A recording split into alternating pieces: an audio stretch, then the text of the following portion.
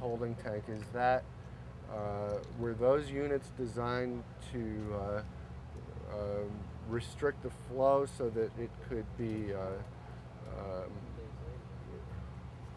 I don't see a piping arrangement so all the flow could go through one unit. I don't see an isolation valve. Those isolation valves just before the fan. Right.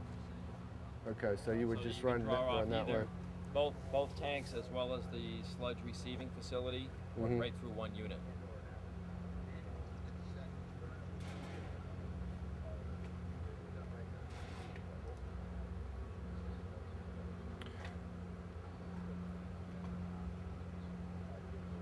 So in order to do that, you need to adjust the dampers as well, and that's your isolation valve. Right. Right now these are set.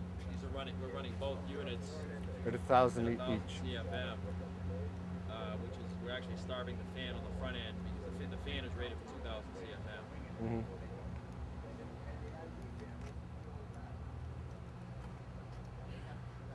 CFM. I guess we can go through this quickly. The pillow block bearings and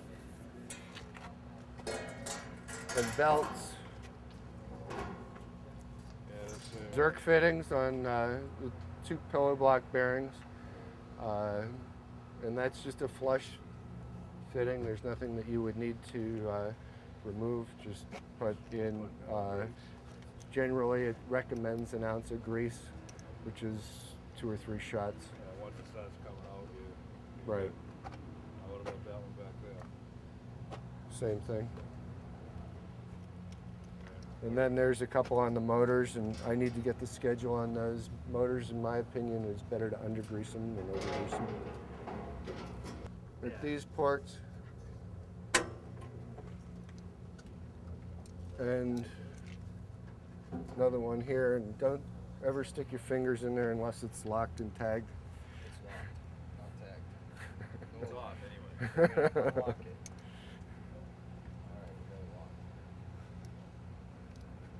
When you get to the recommended pressure drop, you'll be able to slide the thing out, unbolt this, slide the thing out on a tray, and you can steam it or pressure wash it. Don't get too crazy on it, but it'll, yeah, and a little bit of soap and you're good to go.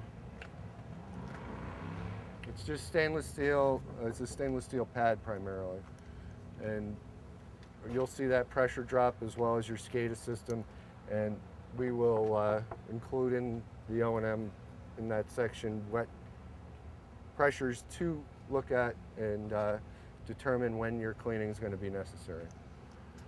What is the usual 6 months? It depends on the quality of the waste coming in. If you had a lot of aerosols, if you had a diffused air system in that holding tank, for instance, you would be pushing a lot of moist air particles through there, and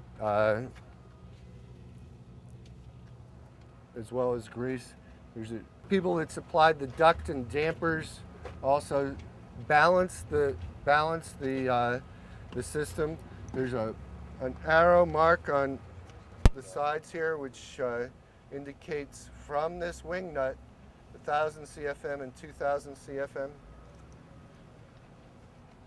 They're both set at 1,000.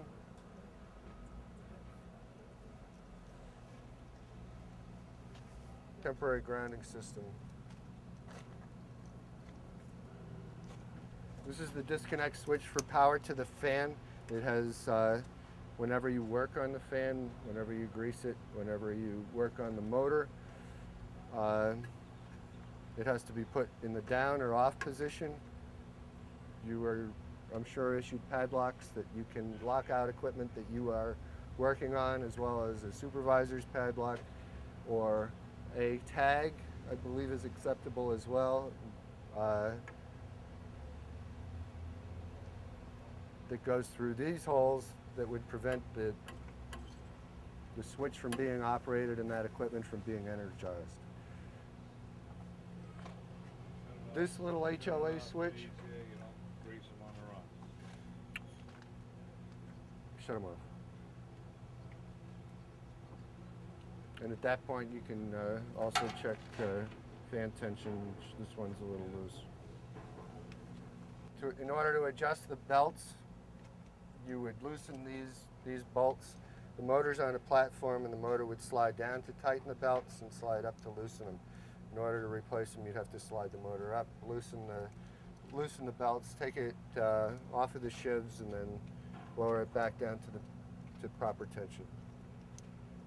The handoff auto switch is not an acceptable way to de-energize the motor for safety purposes.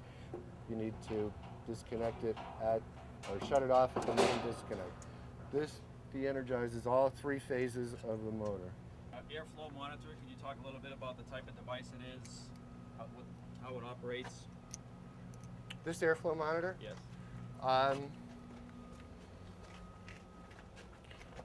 This is actually a pressure transducer that monitors the amount of air going through the system, and it sends a signal, most probably a 4 to 20 milliamp signal to your SCADA system, so that you can determine what the airflow is going through the vessel and through the fan.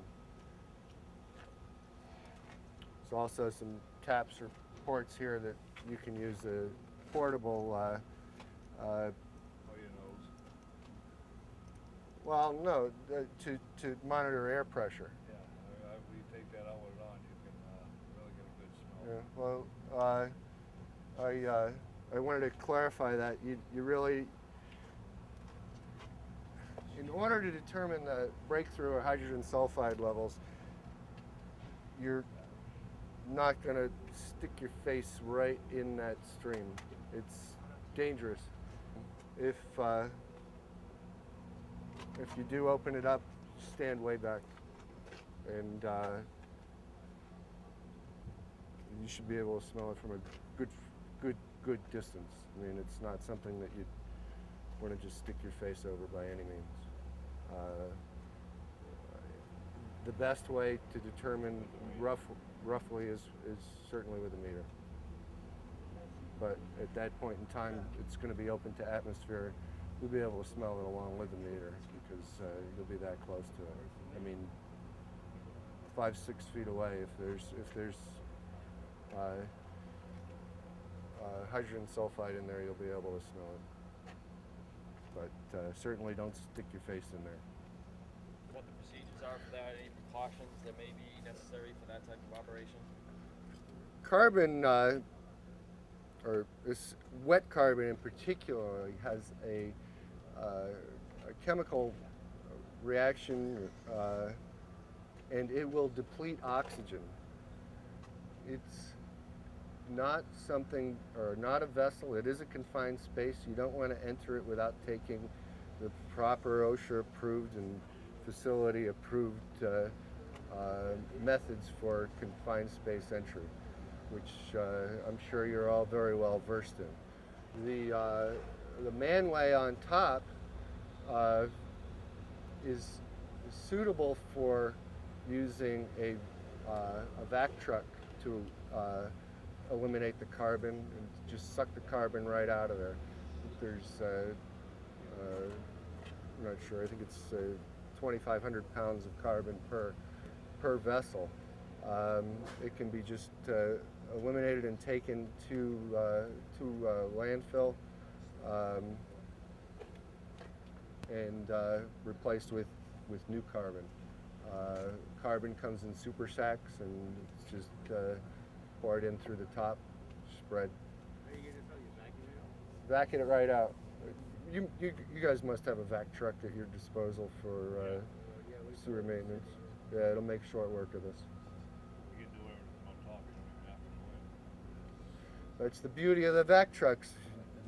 Keep the guys out of the confined spaces. You know, you just, if there's not a propelling, a real motivating reason to go down in a confined space, just don't do it. I mean, stay out. It's no.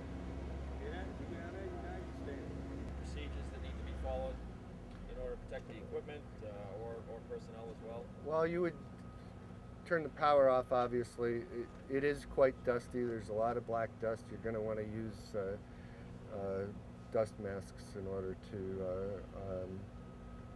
load it, because you're going to have to rip bags open and dump them in, and it is quite dusty. A little long to level everything out too. So Well, you can go in through the side and just take a rake and smooth it out.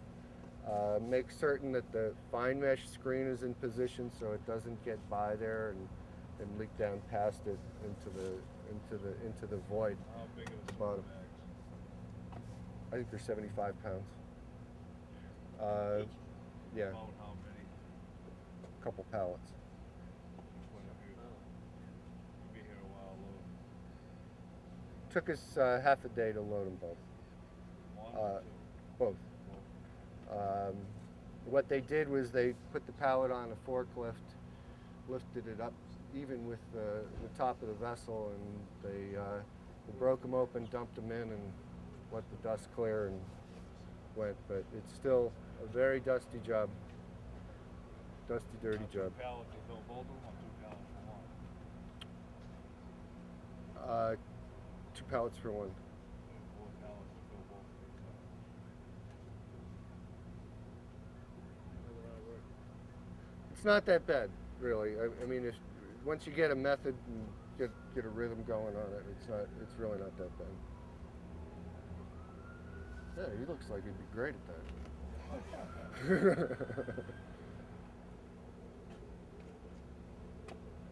Any other questions?